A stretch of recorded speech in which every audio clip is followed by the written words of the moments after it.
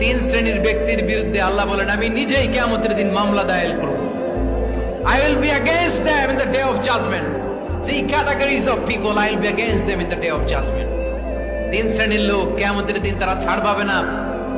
আল্লাহ বলেন আমি নিজেই তাদের বিরুদ্ধে মামলা দায়ের করব। এর মধ্যে এক শ্রেণীর লোক হচ্ছে রাজুলুন ইস্তাআজারা জিরান ফাস্তাউফা মিনহু ওয়া লাম ইউতি আজরা। একজন শ্রমিক ভাড়া করে তার কাছ থেকে কাজ নিয়েছে কিন্তু তার পারিশ্রমিক আদায় করে নাই। এরকম আছে না নাই? দাপট দেখায় ইউনিভার্সিটির ক্যান্টিন গুলোতে, ইউনিভার্সিটির ক্যান্টিনে যে খায় মাগার বিল দেয় না, এরকম টাকায় যাচ্ছে নাই। চায়ের দোকানে চা খায় পরে দিমু বিল দেয় না, আছে না নাই? দোকানে যে পণ্য কিনে বিল দেয় না, পরে দিমু, আছে না নাই? কিয়ামতের দিন আল্লাহ তোর এই মাস্তানি ছুটাবে, চিল্লা এখন ঠিক কিনা? আনা খাসমুহুম, আমি নিজেই তাদের বিরুদ্ধে মামলা দায়ের করব। কথাটা কার? এজন্য বিশ্বনবী বললেন খবরদার, মেহনতি মানুষ, খেটে খাওয়া মানুষ, এদের দোয়া কবুল হয়ে যায়।